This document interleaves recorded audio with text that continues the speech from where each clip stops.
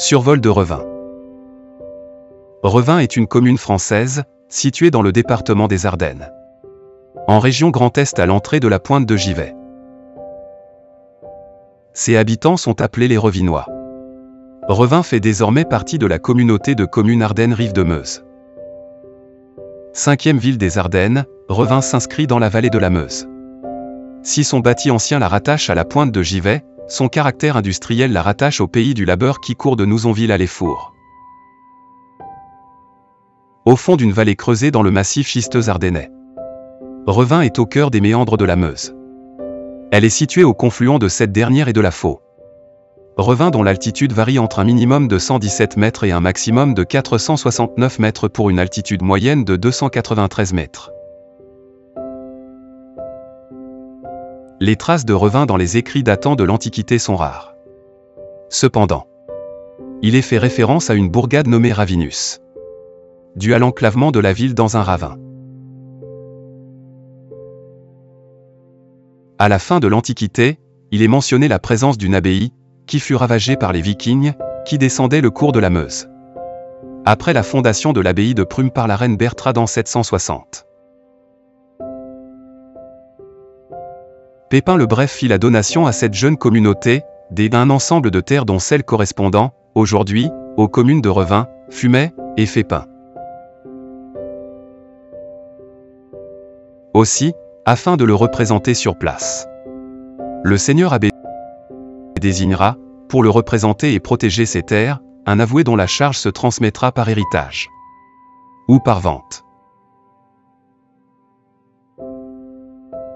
La place et le rôle grandissant de l'avoué conduira à la signature de règlements d'avouerie, lesquels, fixant les droits des deux seigneurs, nous informent également de la vie quotidienne des habitants, lesquels se voient octroyer le statut de bourgeois.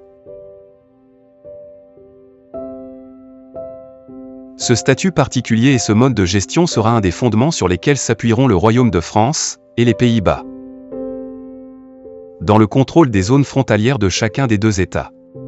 Cette lutte s'achèvera par le rattachement de ces bourgs à la France, lors de la signature du traité des limites de 1769.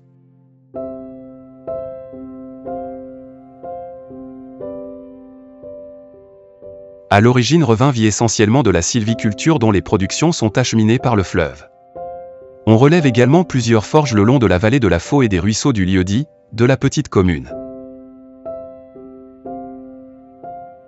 Voisin de la commune de l'Effour dont l'origine remonte au XVIIe siècle. En 1840, l'aménagement des routes départementales, notamment l'actuelle RD 988, s'accompagne de la construction des deux ponts, le premier entre la Bouvrie et le centre ancien, le second vers les Bois-Brillat. L'aménagement de la voie ferrée de Charleville à Givet.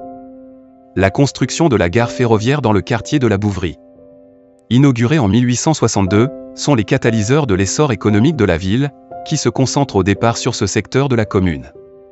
À la veille de la Grande Guerre, on dénombre 21 usines dans la commune. 3000 ouvriers y travaillent. Citons, Pellemel, Martin, Fort, la Fonderie et Non, les établissements Mauguière Fils et Béroudio, Lebeau et compagnie. Celles-ci, après les 4 années de guerre et de l'occupation allemande, sont à l'origine d'une importante poussée démographique. C'est entre les deux guerres que voient le jour les cités Fort à Sartnison. La Seconde Guerre mondiale stoppera toute activité et restera marquée par la tragédie des Manises où 106 résistants trouveront la mort, dans d'atroces circonstances lors de l'extermination du maquis des Manises. Les 30 Glorieuses voient l'activité de Revin et sa démographie s'accroître. C'est la construction de logements à la campagne, des HLM d'Orzy et des Bois-Brillat, cités à l'origine des établissements Porcher. La crise de la sidérurgie frappera la ville et la région de plein fouet, entraînant une érosion continue de son nombre d'habitants.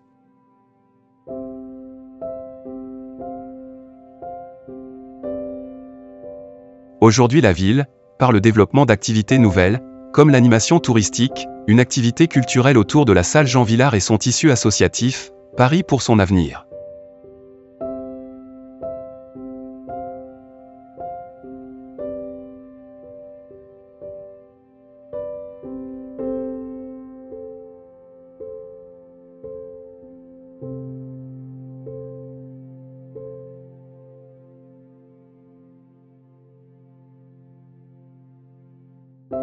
La maison espagnole, inscrite à l'inventaire des monuments historiques, est une des constructions les plus emblématiques de la commune. Il s'agit d'une maison à colombage, vraisemblablement construite au XVIe siècle et propriété d'un marchand. Quant à l'origine de son appellation, il s'agit sans doute du souvenir de l'occupation espagnole que subit Revin, dont la natalité a été maintes fois violée tant par les troupes du Royaume de France que par celles de l'Empire. La maison espagnole accueille l'Office de tourisme de Revin-Anizic, un espace muséographique consacré à la métallurgie revinoise. La salle Jean Villard, d'une capacité de 400 places, a été inaugurée en 1985. Cette salle, située en limite du centre ancien et du quartier de la Campagne, accueille une programmation des spectacles tout au long de l'année. À consulter sur le site officiel de la ville de Revin.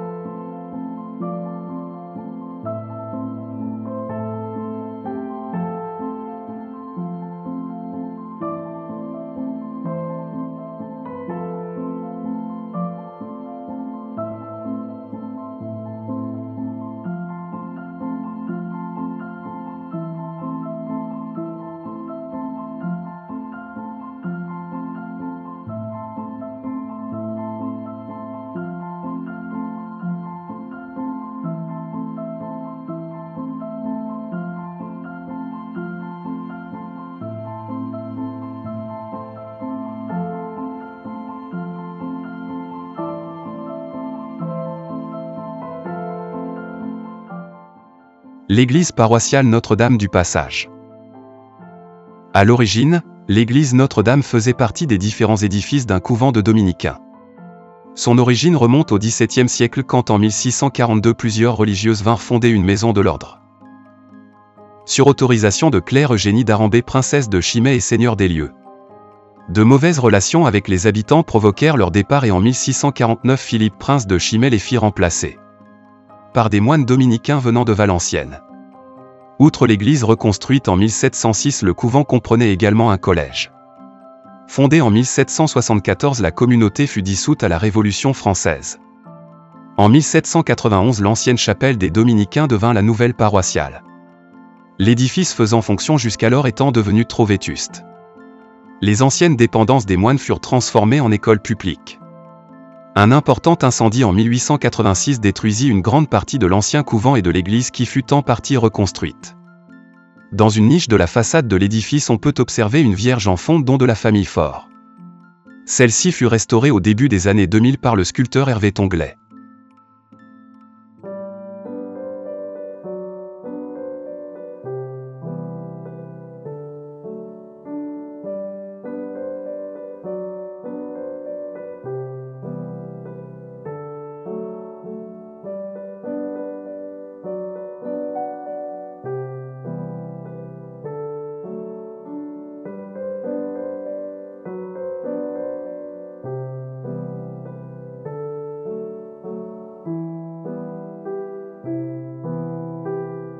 Revin dispose aussi d'une aire de camping-car gratuite, d'un terrain de camping 3 étoiles situé en bordure de Meuse, et d'une superbe halte fluviale classée pavillon bleu.